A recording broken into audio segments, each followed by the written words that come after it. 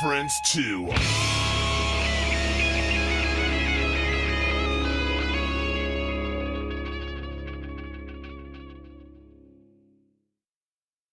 Welcome to Bleach Bangs. What is going on, guys? We got new people in the house.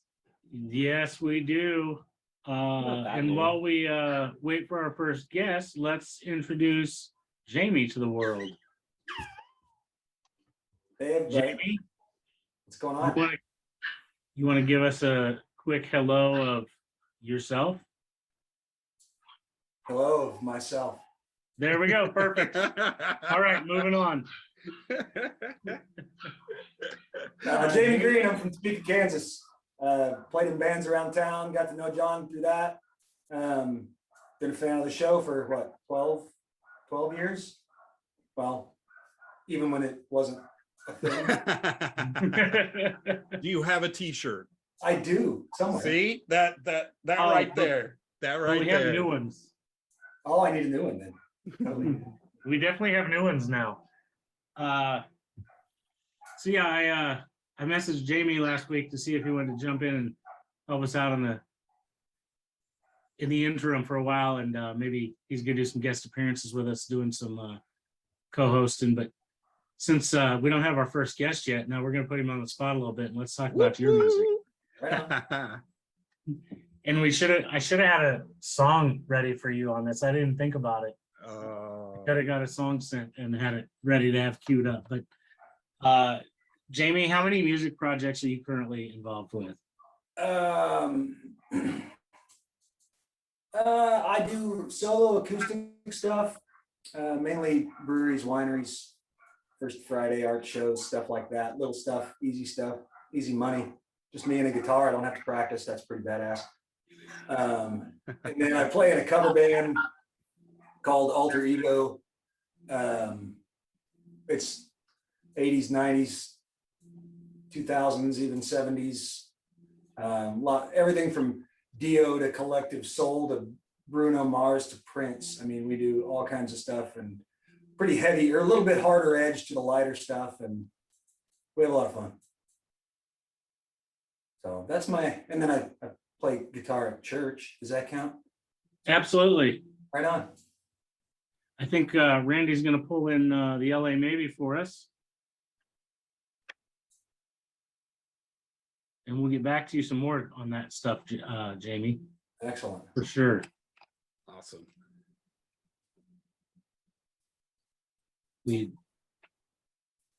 Dallas, are you there? I'm here. Can you hear me? Oh, yes. Yes. How's it going? It's going good. Is my video not working? No video. Let me get that going real quick for you. This new computer is all about privacy, apparently. Oh, I got to quit and reopen, so I'll be right back. Okay. All right. So with that happening, Jamie, one more quick question for you. Your band Invictus. I heard there was a rumor that there's going to be a new show. We were supposed to play this summer. That kind of fell through because RJ catastrophically broke his leg, being a 40-something-year-old trying to do BMX. Oh, tricks. Lord.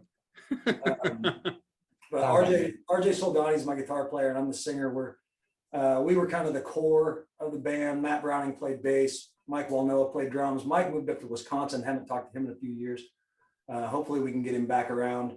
But if not, we can pull in my cover band to back us up. And there's some talk of getting together with, I don't know, John, if you remember Mirror Image, the triplets here in town. Absolutely. I talked to Travis the other day, not too long ago, about maybe trying to throw something together like a 10-year-old throwback show at the Trap, maybe sometime in the next few months. Very cool. Too cool. Dallas. Yes, sir. Yes, sir. Hey, in living color. I know, right? Here we go. Yeah. First Zoom meeting on this thing. So it's been a minute. Right. I was like, oh Lord, you guys don't know how nervous I am about this. They do their own podcast. And it looks so much better than what we have. Yeah, we've had a podcast for a while that was audio only, and then we kind of scrubbed that. And Driz, my other guitar player, he came to me and he was like, so with COVID, we can't stay in front of our fans with shows. That's normally what a show is. You get in front of your fans. So what if we stayed in front of them with a podcast? I was like, well, we kind of already tried that. And he was like, okay, well, I just moved. I have a garden shed. We're going to gut it. We're going to build a studio and we're going to do it right. And I was like, I'm in. So we put on our construction hats. I've never done any of that stuff, but now we've, insulated, drywall, painting. We have that nice accent wall we put up in the back. We did got our hands a little dirty and built that thing. But yeah, thanks for the kind words. We're glad it's looking good on camera. It's really cool to be in that room. It feels really nice. Feels right. Huh? Yeah, that's cool. That's studio cool. Lights mounted. It's a good time. Yeah. Yeah. So I'm going to introduce myself and then let them introduce themselves. I'm Randy and I'm in Oklahoma City. Perfect. We were just in Oklahoma. That's what I saw. I'm like, how did I miss this? I don't think we were near the city, but I'm next. I'm Ashton. I'm actually Randy's son. I'm also in Oklahoma City. very cool. Very cool. My best friend's name is Ashton. Hell yeah. I heard Ashton because we were listening to your podcast earlier, and you said so-and-so, and Ashton, and I'm like, yeah. He's been my best friend since like 4th grade, and he comes with us on the road sometimes to help out. He was on that Oklahoma run. Yeah. That's awesome. Cool. I am John. I'm in Topeka, Kansas. Nice. And I'm Jamie. I'm also in Topeka, Kansas. I Okay. am not John's son. This John is got actually, I would say this is the first time Jamie's been in with us, but we actually interviewed Jamie and his band a long time ago when we used to do just audio years and years ago. So we used to do the same type of thing, and then it's just so much more inclusive to have video. So Oh yeah, for sure. it's definitely the way to go. And the cool thing now, Spotify has video, so we take it straight to Spotify video, and you can actually play the videos on Spotify. So it's pretty cool. Interesting. Yeah. I'll have to Yeah. check it. Yeah, it's really neat. I don't know. I see we I have have in the house. I have a very burning question for you. Yeah, sure. Your video, Oh Sugar, Mhm. where was that recorded, and how did you guys focus on recording with all that pinball in there? Well, it was recorded in a place called Player One Up, which is in Rock Hill, which is kind of like our home. It's kind of where we're all based, where we're all from. We tell people Charlotte, Rock Hill's about 20 minutes south on the South Carolina side. And it's just an arcade bar that's in the city of Rock Hill, which is a town, it's not a city. And it's just right there on Main Street, and our drummer goes there all the time. And we were thinking of like, where could we do this video? Because we didn't have an idea. Maybe we hire an actress, maybe we go that route. That's a little cliche. So finally we were just like, let's just do it at Player One Up. The guy loves us there. We're the only band that plays there. He has us outside like every few months to play for everybody. And he doesn't do bands. He just does it for us. Right. And yeah, so we went in there and we had a whole run of the place for like a weekend. And it was really awesome. And yeah, they had some cool classic pinball machines, all the ones you see like the AC/DC Iron Maiden, all that stuff. And they're Killer. always, I'm not super up on like pinball or retro gaming or anything. I'm sitting here looking at my PS5, so I'm kind of in the next generation, but it was really cool to be in there, especially with all that. You could feel kind of the memorabilia vibe, and they're always updating and changing it. They really are really into that stuff. And I mean, I've been in there many times since our video, and it's changed every single time. So like, it looks nothing like when we were there anymore. Really Well, cool. as I was going through videos earlier, I stumbled through that one. I was like, oh my God, I want to be in that room so bad. I made sure Yeah, to man, make note of which song it was because I was like, I got to bring this up. yeah. And It was if you fun. guys- And it's cool when you guys are out step there- outside, you're in like a courtyard with all these benches and umbrellas. It's like really nice, really good vibe. Very cool. Awesome. So just go on to kind of touch on some of the shows that you guys have going on. You guys are like, got it all over the place. The Whiskey A Go-Go, October 28th. Do you still have tickets available for that? I think we have a couple left, and the way we're doing it with them is you have to buy from us directly if you want to support us. Uh-huh. So you can go, buy it from the whiskey as well. But they had a pre-sale deal with us that we got some tickets ahead of time, and we're trying to sell those first. So I believe there's maybe a couple left, but not very many at all. We've sold most of them. Really cool. Really cool. Then the Kiss Cruise. Mhm. Dude, Yep. that is awesome. Look at John smile. How did that come about? Tom, our publicist, he just sent me a link. He sends me stuff from time to time. He just sent me a link. He was like, wouldn't this be cool? And it was the Kiss Cruise like Battle of the Bands thing. And nobody in our camp likes those. We've all been a part of those in the past when we were younger. And I was like, whatever. It's just they just want a video. So I'll just send them a video. And they wanted a live video. I was like, that's weird. Oh. But everybody else wants just any video. This one said has to be you playing live. So luckily we had just got like a couple days before a pro shot version of us live in the UK. Or one of our new songs, actually brand new songs. And I sent him that and I just forgot all about it. And then we got a notification that we were in the top 15 a few months later. Our ears all perked up. We're like, oh, cool. Yeah. Oh. And we found out there was a band from the UK in the running too, which means it was open to the whole world. So we beat out Holy every other shit. band except for 15. Yeah. And then it went to the top 10 and then whittled on down from there. And yeah, we're on week 2 of the Kiss Cruise. So That's freaking amazing. I just want to say this right now. I voted. nice. Yeah, it's cool. And it was for the LA maybe. It's interesting how those things work because like there's really no fair way to do it because you could just get people to spam. I think this contest was done perfectly. The first round they just picked editorial, they just decided on 15. And then to get that to 10, they opened it up to fans to get their, the public to vote. And then after the top 10 were chosen, they closed it to the public and only the people on the boat were allowed to vote. So only if you had a ticket to the cruise and a username for the login and all that stuff could you vote. So I think it was really fairly done and kind of checked a lot of boxes. So it was really validating for us to just boom, boom, boom all the way through. And every step of the way, we were like, well, this is it. We're not going to do it, and then we kept making it. So it was cool. That's really cool. That's amazing. And when I told John about you guys being on that, John got really, really excited because it made his job for the week very easy. Mm-hmm. John is a huge Kiss fan, and somehow every week, whether it's the band or something, it's usually the band, just out of just natural progression, Kiss comes up. Yeah. Every week. And John's like, I did it for you, John. Exactly. He's like, this is going to make my job so easy. Yeah. I was like, I'm not even gonna have to do anything. It's awesome. Yeah. Gonna come up on its own for sure.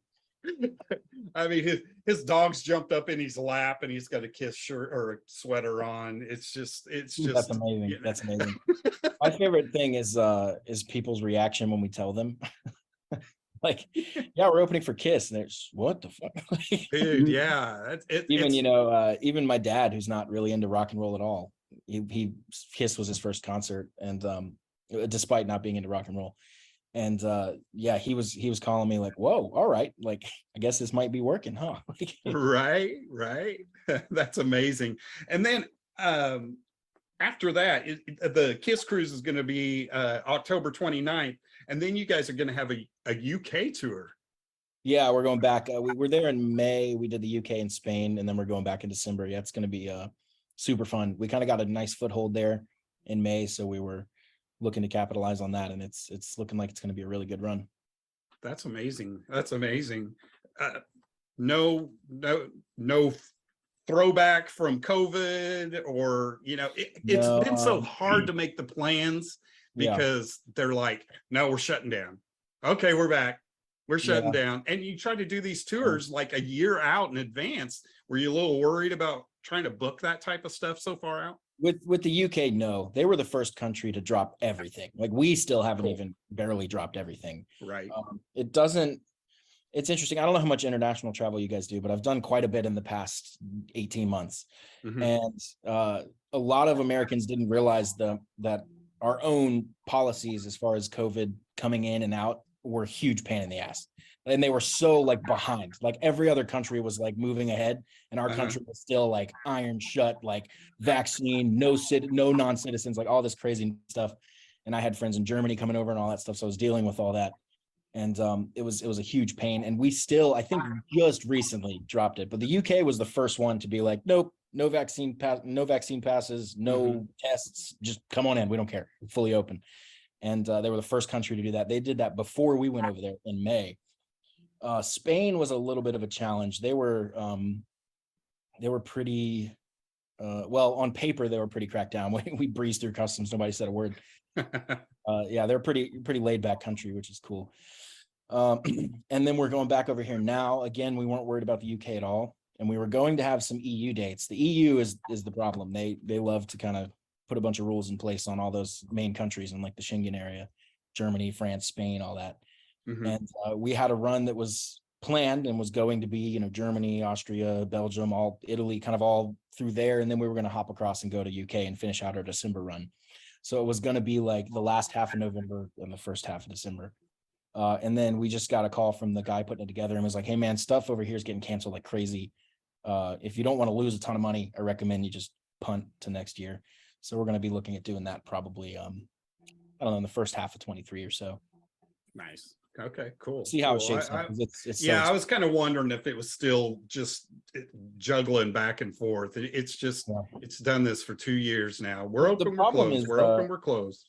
exactly. The problem is every country's different. So you have to really be on your organization game as to like where you're going, when do you have like, we didn't realize that Spain had like this thing buried in their official government website that like you had to fill out a health form. I didn't even know that. We were over there in the UK. Didn't even know we had to fill that out until one of my friends that had just got back from Spain was like, did you do your health forms? I was like, what's that? So just got lucky there. And yeah, we almost missed that. So it's like, yeah, it was a nightmare. And every country has different levels of like cracking down on that. So Is the current EU stuff, shutdown stuff, is that still COVID, or is that like a Ukraine freak out thing? no, it's a lot of COVID, and it could be a little bit of Ukraine as well. But yeah, the whole EU is kind of a little bit of a mess right now, I think. And, gas prices over there, I don't know if you guys have ever been over there. They're always higher than ours significantly. But right now, when you convert the currency and the liter to the gallon, it's literally like $10-12 a gallon. Holy shit. So yeah.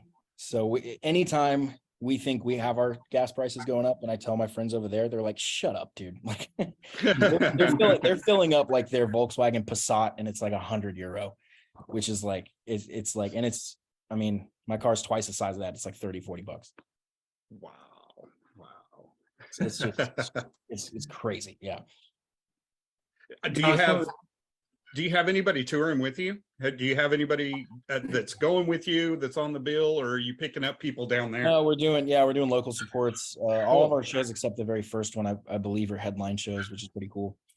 But the first one, yeah, we're doing the festival Winter Rocks in Sheffield. It's really fun. We're playing with our friends in a band called the New Roses. If you guys don't know them, you should look them up. They're incredible, from Germany. Okay. And we're playing with them in the UK, and then we're going off on our own, doing our own thing the rest of the time. Killer. Yeah, man. I'll do my birthday over there. I'll be 30 over there. Sweet. Happy early birthday. Right? Yeah, thanks. It's gonna be fun. We have a gig that night, so working like usual. I want to make sure we get this out there to everybody. If anybody's looking for like a one-stop shop for you guys, where would you suggest they go to? LAmaybe.com. Anything you need is there. Tour dates, merch store. I run the website. It's all clean and simple. I hate cluttered websites where you can't find what you're looking for and you have 20 pages of bios on every member. Nobody cares. Just like, show me what I need. Like, I hate that. It's like, Dallas White was born and like, it's no, I don't care. Like, tell me about your music. Where can I get it? Let me get a shirt. Like, where are you going to be? If I want to know, I'll contact you. Like, so we cut out all that. Like, I can't stand all that, like, bloated band websites are the worst. So a lot of them. And whenever I see a clean one, I'm like, oh, nice. So I tried to model ours after the cleanest ones I could find. And so it's clean and helpful, and you'll get where you need to go if you go there. LAmaybe.com. And one of the things that you guys have out there, you have your full length album, Dirty Damn Tricks, but you also have a deluxe version that is it just a pre-sale right now, or is it already out there? That somebody Deluxe came out sometime late August, I think. Yeah, so it's out now. Yep. Everywhere you listen to music, Spotify, YouTube, wherever you can find it. And it features some acoustic tracks, some old demos from the Dirty Damn Tricks, like pre-Dirty Damn Tricks days. And then it features one new song, but it's the acoustic version of that song. So you'll have to wait for the full version, and coming very soon. One of the other things I want to note that when I was out there cruising through their website earlier, if you want anything merch-wise, they have it. Yeah. Bro, I'm thinking I'm going to get a robe. Dude, the robes are so sick. Like I order things from time to time to test it because we use drop shipping, so we don't actually keep all that product on hand. And so we want to make sure it's not just garbage we're sending out there. So every now and then we'll order some stuff. So I've ordered like the leggings, not for myself, the robe, not for myself. But it's like a silk. The robe's like a silk satin, like porn robe. It's pretty cool. Sweet. And I have the duffels and the book bags, and those are all in service. So I can vouch for all those. Like 100% everything. It's everything. Like I was scrolling through it and I was like, it was never ending. I was like, what? And then I saw the robe and I'm like, nah.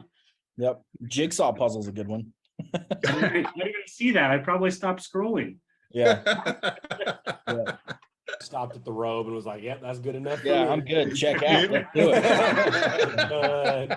it. 10, quantity 10. Let's go. Right. A good way to start the night off, John. Yeah. Since we just talked about all this stuff on the website, and before we run out of time here, Randy, I think we should play a little bit of a short clip of a song for everybody. Just a little. I've got a little bit. We keep getting Facebook shut up. We keep getting strikes, so we can't play too terribly much. And I guarantee you, we're gonna get a strike. We got a strike on our own video, and I had to go fight it. It was really funny. Right. Yeah. Well, we're fixing to get another strike, so I'm gonna be fighting that tomorrow. So. And then, that's not you. That's not the right one. That's not yours. Come on. There we go.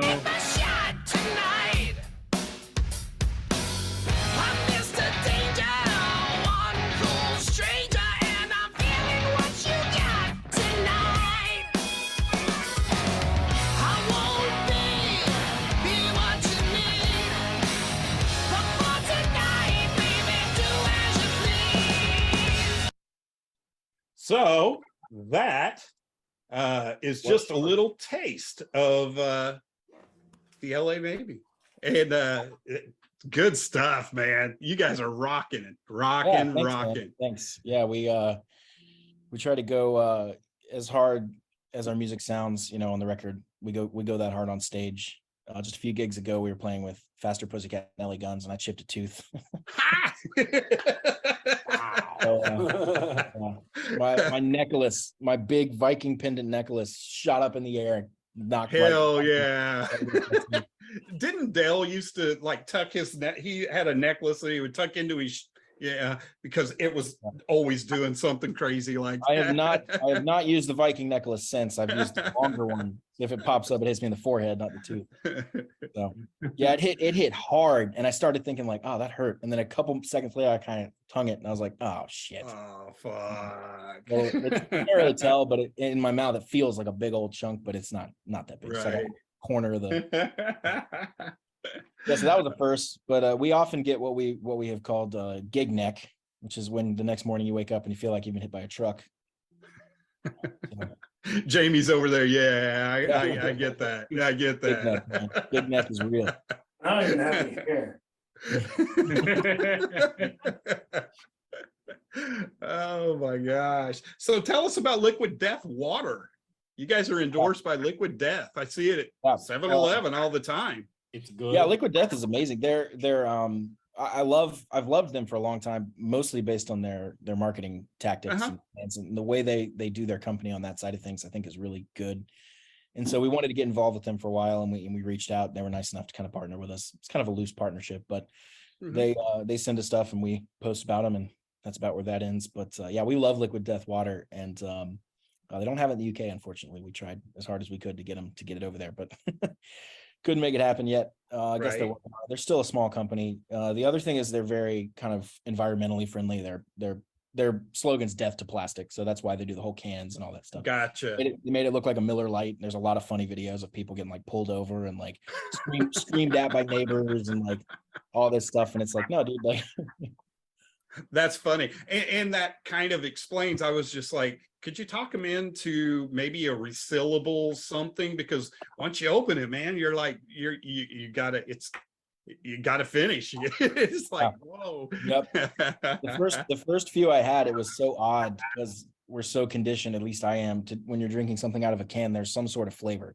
So drinking water out of a can was very weird. It was like, it feels like this dead or something, like what's going on.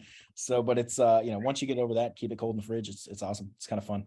It is good stuff. I have definitely had it myself, and it is good stuff. It really is. Well, it looks like our next guest is here. I really want to thank you for coming on and joining us, because you got so much coming, and I've just been infatuated with you guys for over the last year. I think Tom sent you or sent us your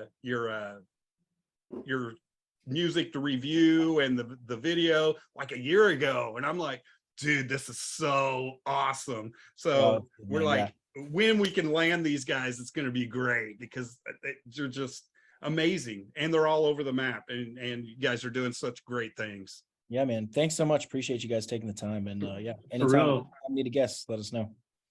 Awesome. Absolutely. We need to do this again. It's great talking with you. Yeah, man. All right. We'll let Jesse Snider in. You want me to bake?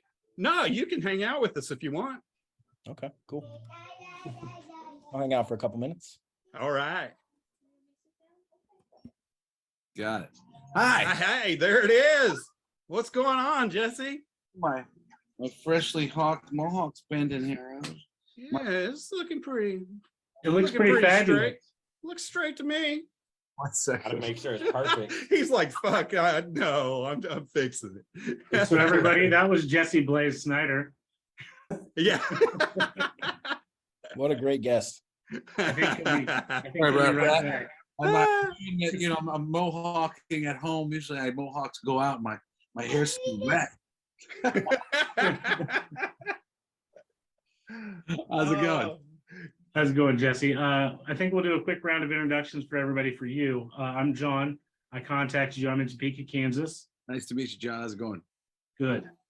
Hi, I'm Randy. I am in Oklahoma City. Ready? I'm Ashton. I'm also in Oklahoma City.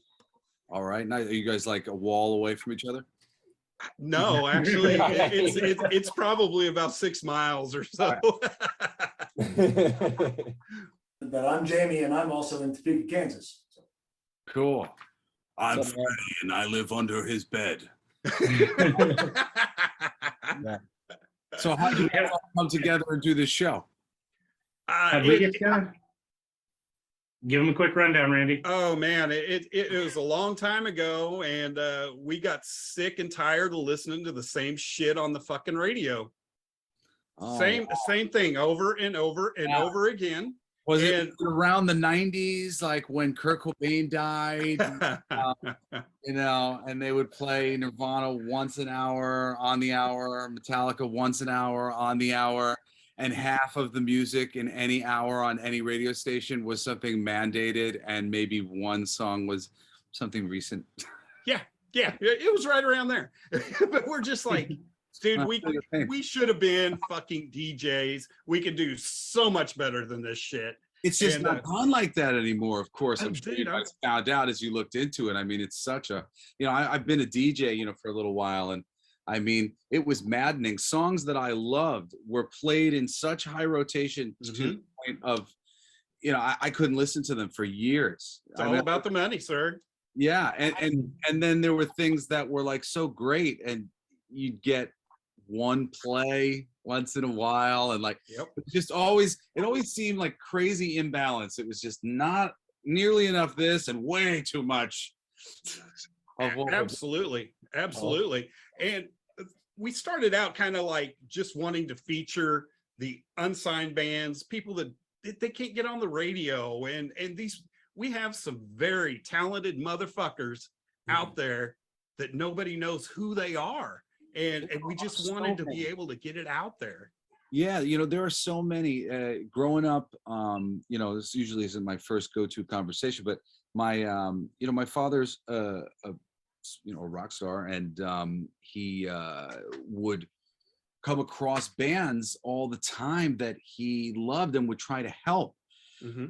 And everyone that I know that he ever tried to help, I know that nobody knows them, even though they had stuff. There's a song that is on one of the albums that was had after Twisted Sister, The Lonely Ones, which is a single for one of these bands. I don't remember our family friend Hans Walters, who I know because he would get us into the aquariums, but he was the singer of this band, and they did this song. My dad loved this band, loved the song, tried to help them as much as he could, as I'm sure other people did at the time, and they never made it. There was a band called the Love Junkies that I met along the way of opening up for some gigs somewhere. They were amazing. I'm like, these guys are going to be awesome. Like, I can't wait to see them blow up. And another band I played with at a Battle of the Bands called Mercurial. My freaking friend from the Mercurial lives in a van down by the river, man. And like, he's so damn talented. He's like one of the most talented individuals I've ever met in my life. And he's doing nothing. And I keep going, well, as soon as I'm in a position to try to help him, I'm going to go back and get that guy, because there's so much talent. And, people don't understand. It's like the things that we know about, the things that we see and we're exposed to them because somebody made a choice to bring that to us. Pretty much nothing just gets there arbitrarily. Occasionally you're at the right place at the right time and you get turned on to something exciting at the beginning. But really, I mean, the reason why Lady Gaga is a household name is because the record industry decided that would be so. And pretty much every big band, from Nirvana to the Foo Fighters, there was a decision that would be so, and they got behind them. And I'm not meaning to take any sort of credibility away from these artists, because they are good artists that were decided to get backed in that way. But there are many, many, many good artists who deserve that kind of support, and nobody ever gets it. And it's really like unfair to compare so many of these different artists because very few of them actually get exposure. Even like, to compare genres, and people like to say, people don't like rock. And I think that's all bullshit. It's just, it doesn't get advertised to people because there's an assumption that people aren't big rock fans and that people lean more pop. I don't actually think that's true. I think it's always been like more credible being on the edgier side of things, and that in general, the middle kind of leans a little edgy because that's where it's cool to be, but they just make their assumptions and they'll keep making the world the same way that they want it.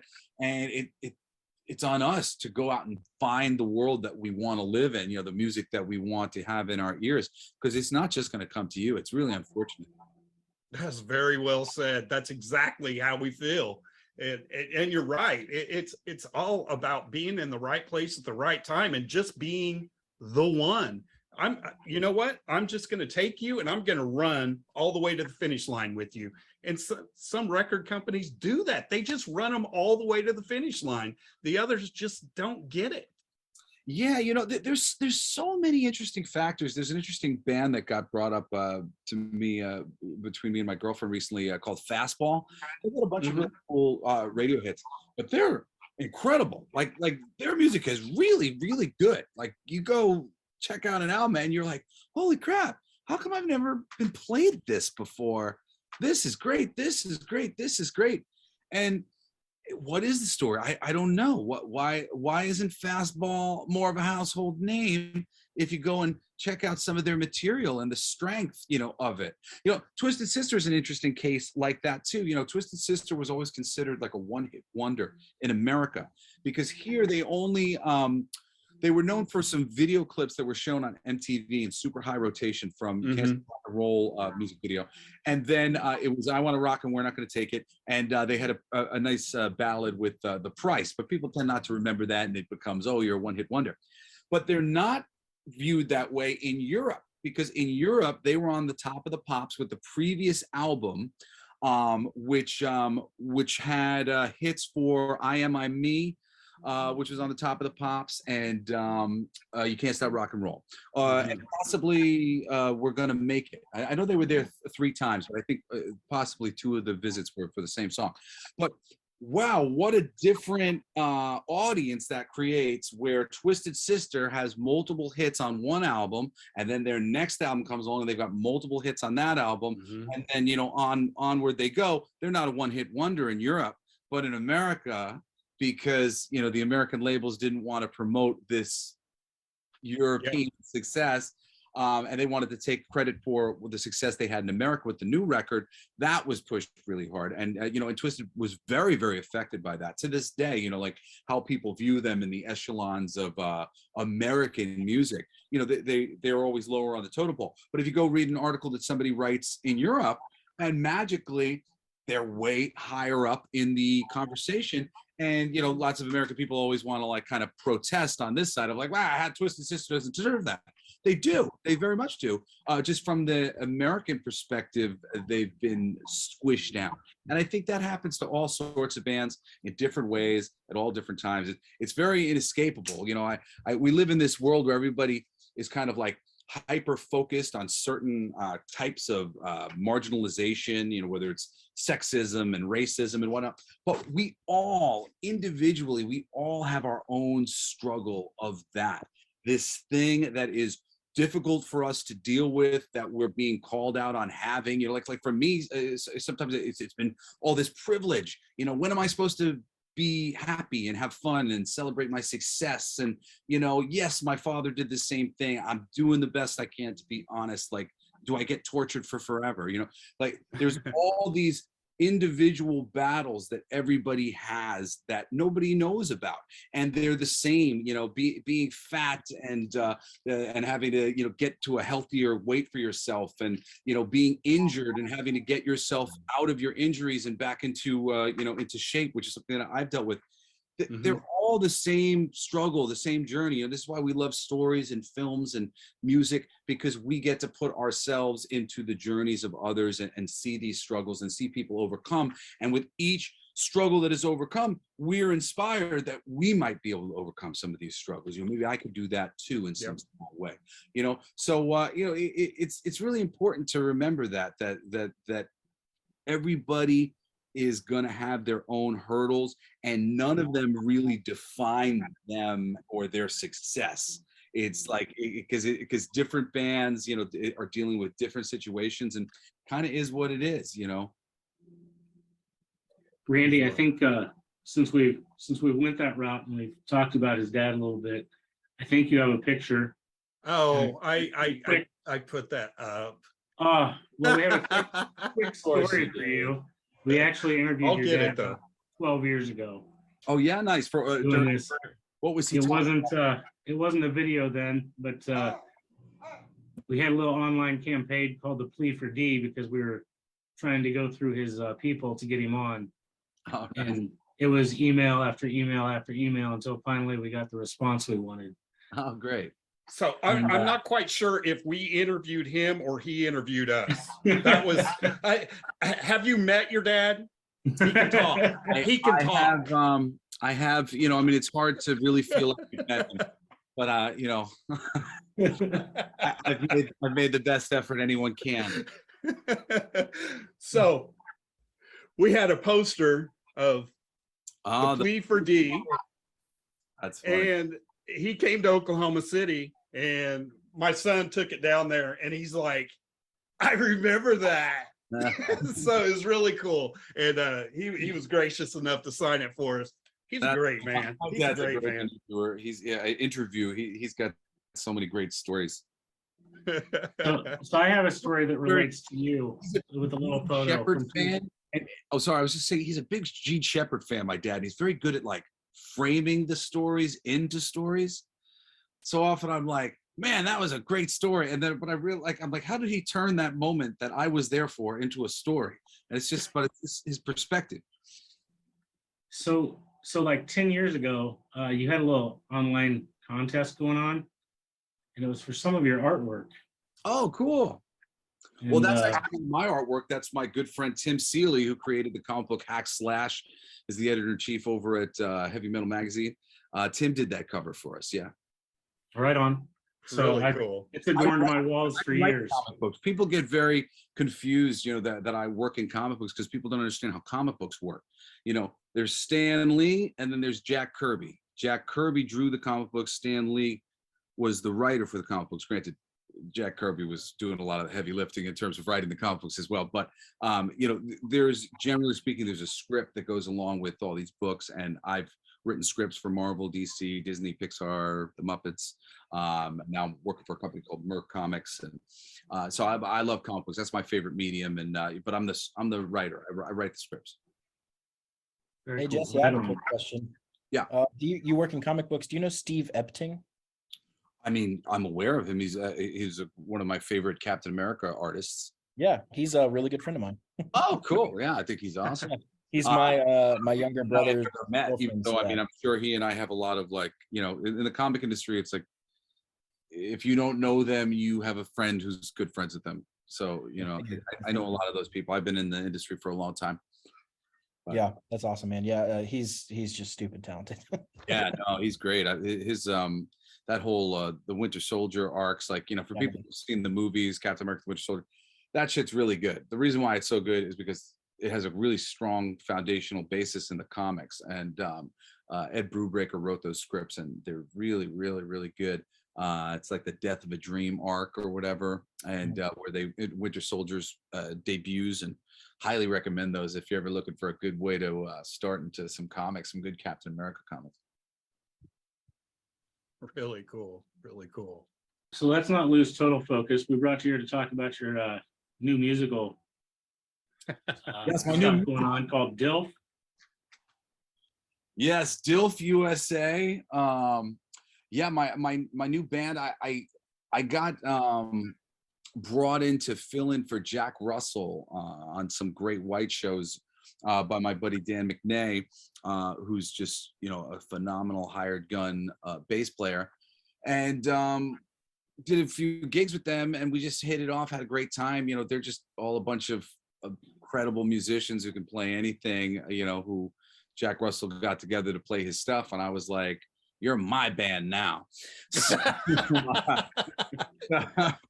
So we've been just kind of doing little shows and gearing up. We're really like a party band, a cover band, but we do originals, and our originals are designed to be, kind of show-stopping in their silliness, shockingness, funness. We say we play encores only, so it's like anything we write has to be at this level of just shouting and yelling and having a good time kind of song. So this was the first one out of the gate for us, which came about because, well, everybody knows the Johnny Depp and Amber Heard thing. I find the interaction between men and women on this planet right now fascinating, and I'm just like constantly just like listening to assholes talk, going, wow, the fuck is wrong with you? And it's both sides. It's like there are women who are just like, what the fuck? And there are men who are like, what the fuck? Just like, who are these alien people who don't understand that, like, we need each other? Let's not destroy it all. Like, there's just so many people who seem really happy to just sort of like burn the arena to the ground so that not only do they win the fight, but no fight can ever be had ever again. I take you with me. But that was going on, and I was really kind of taken by just the stupidity of just like how dark people can go in relationships.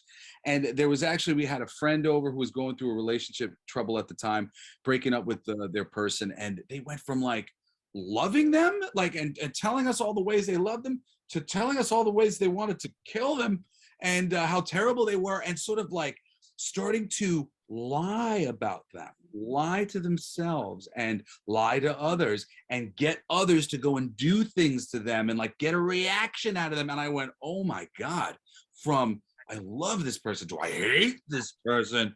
And I wrote this little hook that was, you broke my heart, so I cut off your head. And after we started talking about doing it, we were like, I think we got to tie in this shit in the bed thing into this because it rhymes. And it really was just sort of like the whole timing of it. So yeah, it just felt right. And then we, my girlfriend, Julie Brightingham, she's just a really great creative person. And she kept going, oh, do this and we'll make a video, or do that and we'll make a video, do this and we'll do this. I'll like, you won't have to do anything. I'll like, I'll help you get it together. And when I had this idea, all of a sudden I went, hey, Julie, you want to make this the first one we do? So it was really like first like main production for her, like that she like lined herself, and she did a fucking great job, man. Mm-hmm. Just kicked ass. And we debuted it at my 40th birthday party. She was threatening to throw me a surprise party when the parties. I have a hard time celebrating myself, but it was cool to celebrate the work that we had done and have everybody down, because we're just all working for free to put together a video with a story, no less. We actually have a storyline. But we had a great time doing it, and it came out awesome. So now we've just been kind of promoting, trying to get it out there and get people to share it and like it and do all that bullshit. But it's gonna be an ongoing battle. You don't win, in one day. So there's going to be a lot more music coming, and we're already actually today. My kids were recording background vocals for a Christmas song that we're doing, which is actually a lot sweeter than "Shit the Bed" is. But yeah, it's still fall in what we're doing, and it's good stuff. And I really think song after song, people are going to realize very quickly that DILF USA has something to offer. With that segue that you gave us about the video, we have a short clip that we're going to play of it for the world as well.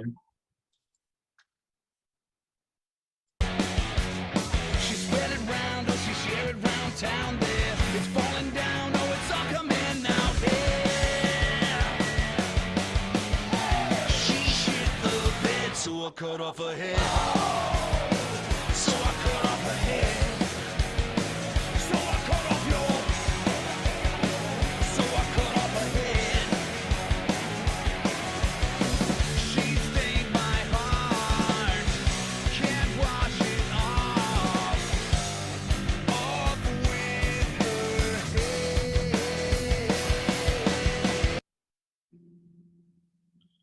Judge, Awesome. shit in the bed. I love it. Now you said you basically took Jack Russell's band and made him DILF. Yeah, basically. Like I knew. I was actually going to ask you, because I was pretty sure I met Robbie with Jack's Great White in like 2010 on the America Rocks tour, and I saw that he was in that video, and I was like, hey, I'm pretty sure that's the guy that I met. Yeah, Robbie's great. Robbie's been around in so many things. My good friend Craig Gass, who's a comedian, when I sent him the video, he was like, Robbie Lochner, I know him from, and I forget whatever hometown or, but he like grew up together watching him play at the local clubs, and he was like the high school band or whatever it was. So yeah, small world, man. So So great. what's next? You can totally tell how much of a comic book fan you are. I'm just reading a bio about you, and your kids' names are all comic book, man. Yeah. It's so great. So I've got for Logan, I've got Wolverine's claws, which they double as bullets, but it's Wolverine's claws. It's Logan here, and Well, then it's Cassidy. first and second middle names, right? Yeah, so she's Logan Lane, so it's Lois Lane and Wolverine, and then Cassidy West, which is Wally West, is the second Flash, but also Cassidy from Preacher. So I've got my vampire bites here for Cassidy, and then Grayson Wayne That's my Nightwing and Batman. So I got my Nightwing. And I don't have my daughter Parker yet, but she's Parker Pride. So Kitty Pride and Peter Parker. So I got my Spider-Man symbol here. That's awesome. That's amazing. I like to take the power symbols from the comics. You know, I've got the Iron Very cool. Dragon and other ones spread out. Awesome though. That is neat. So one thing that wasn't mentioned, I know we're kind of going away from your music, but I'm curious on your favorite comic now. Savage number Dragon is one. my favorite comic really of all time. Like, I mean, like that's the one that made me inspired me to love comics the way I do. And Eric Larson, who was famous for Spider-Man, it was like his childhood book, and he's still drawing it to this day. The quality of it is still largely there, but there was like a certain moment where the storyline really majorly shifted, and it became less of like an obsession of mine.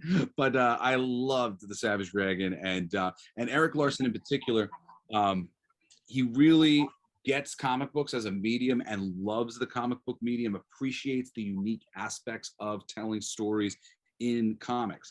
And reading Savage Dragon growing up prepared me to be a comic book writer so majorly, because the things that he was always kind of focused on and most fascinated by was, you know, the reading experience for people, you know, that the panels art wasn't like crossing and screwing up the way your eye was seeing it, that you were, you know, doing things on a turn page and nothing was being spoiled for you.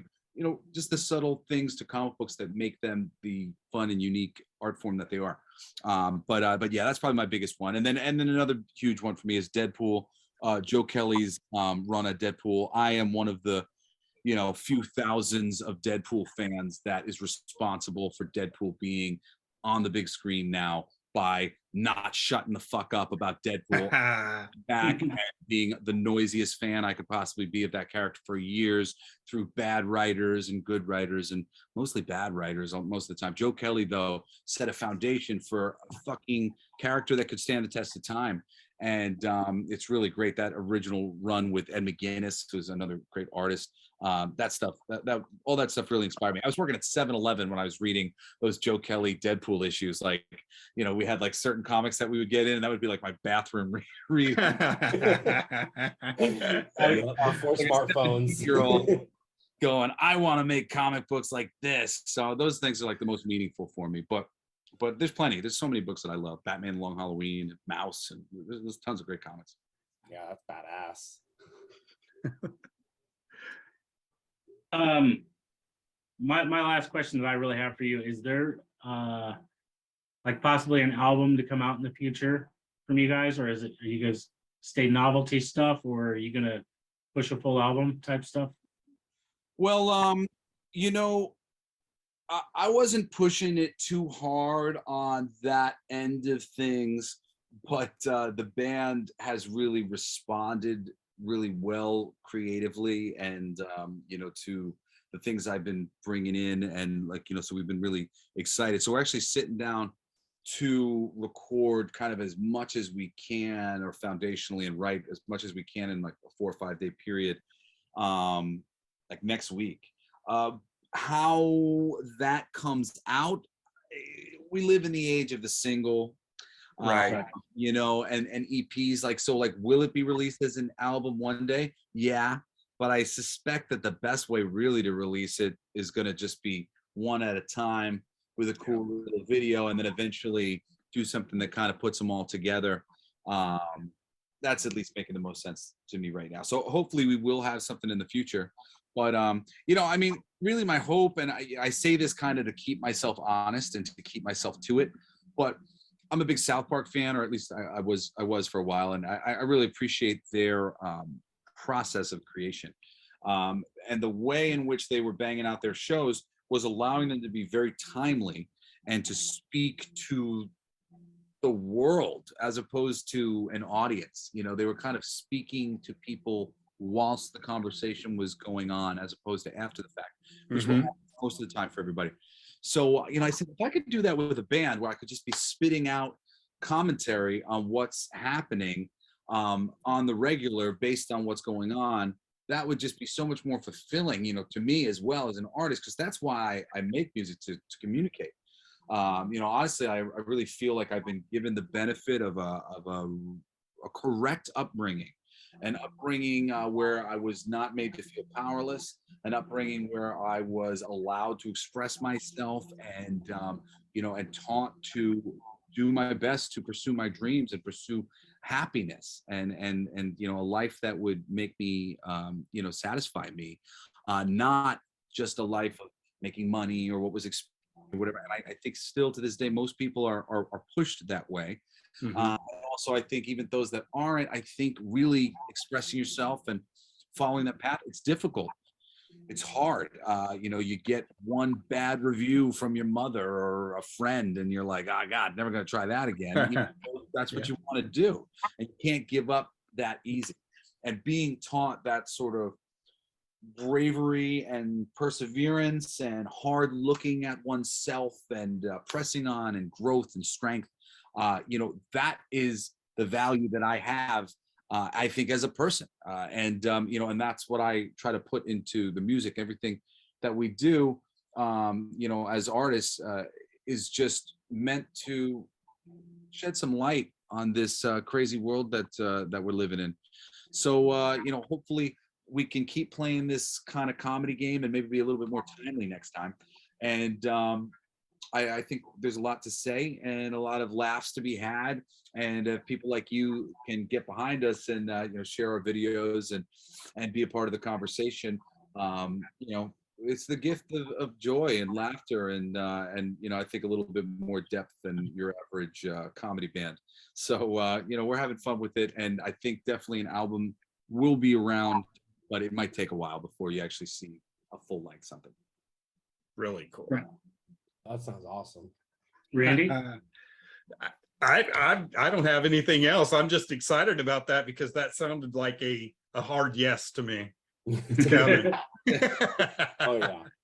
Yeah, it's happening. I mean, and there's some more stuff going on. Like for those of you who've checked out my music in the past, I always have such a fucking hard time with I do the independent thing, and because the labels basically always want to turn me into fucking Bon Jovi and shit. So if I want a punk rock freedom fighter, it's basically always either like teeny tiny labels or just do things independently. And I write comic books and I produce shows and I do voiceovers and I do hosting and I make money that way.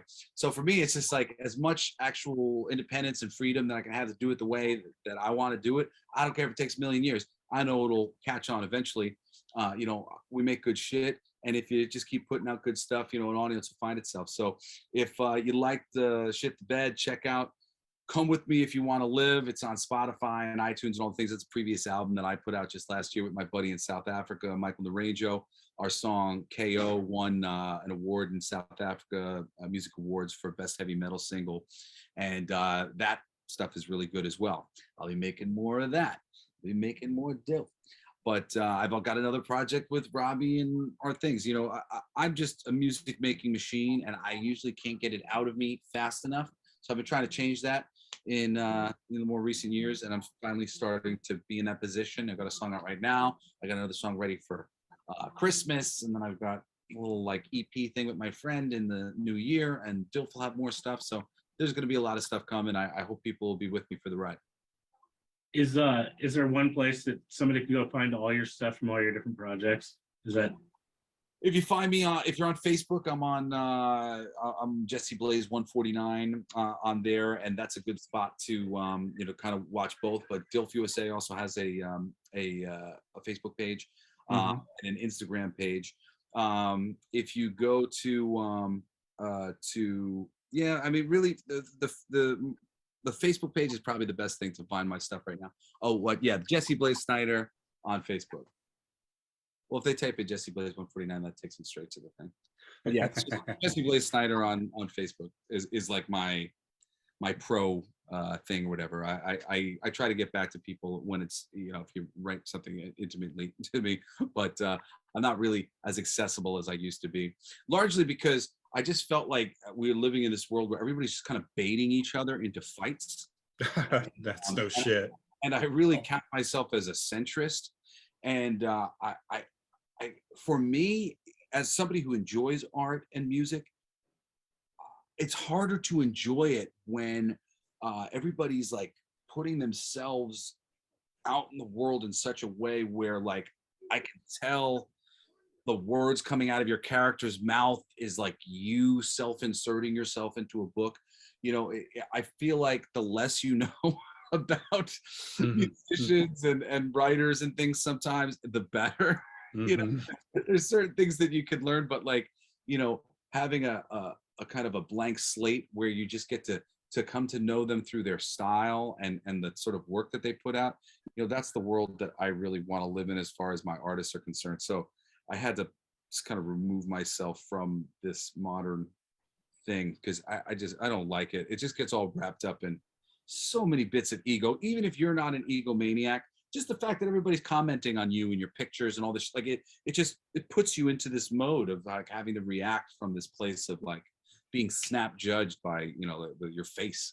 I'm like, I don't want anything to do with that. No more of that for me. Jamie? Awesome. You good? Thank you. My pleasure. Thanks for having us on. And really, if you guys check out the video and like it, you know, people at home, like please like it, comment it, subscribe to the channel, and share it. Because it's like this is the moment where we really need people to help us get it out. And I think it's funny. I don't want to make any money off this stupid thing. I just want people to see it and laugh. You know? Like I want people to laugh. Like this is funny. Wouldn't it be funny if we did a song? Like, you know, this is this conversation that started, you know, now only like 6 months ago or whatever, but of like, you know, it'd be fucking funny. So, you know, if a tree falls in the forest and nobody's there to see it, you know, fuck that shit. I want people to watch this tree fall and their asses up. So please share it around. We put a lot of love into it, and you know, and it's all just in the name of love. Absolutely. Ashton? No, I'm happy. Golden? He says, I'm happy. Jesse, I want to thank you so much for your time tonight. I know we had a little time issue last week, but I'm so sorry about that, by the way. Yeah, you know how many times that happened with time zones with us? It's crazy. I was going to be coming home for you guys. I was in the studio recording some Bon Jovi vocals for a commercial. And I was like, oh crap, I'm not gonna be able to get there in 5 minutes. So I'm sorry about that. Thank you so much for moving it a week and not taking it as an insult. It was definitely not. It was an absolute pleasure to have you. I can't thank you enough. We'll have you on whenever you want. If the next time you have a great song that we need to share, you let me know. We'll put it out there. Yeah, next one, man. We'll be there. I really appreciate you guys' time. Thanks for having me on. Nice to meet you. Thank you. Nice to meet you. Thank you so much. My pleasure. Peace. Later. Randy, you want to take us out? Yeah. Hurry up. We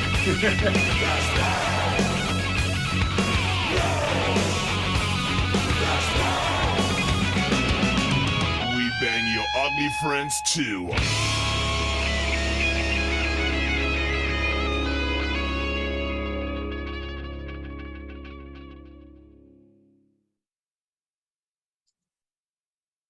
We did it. We did it.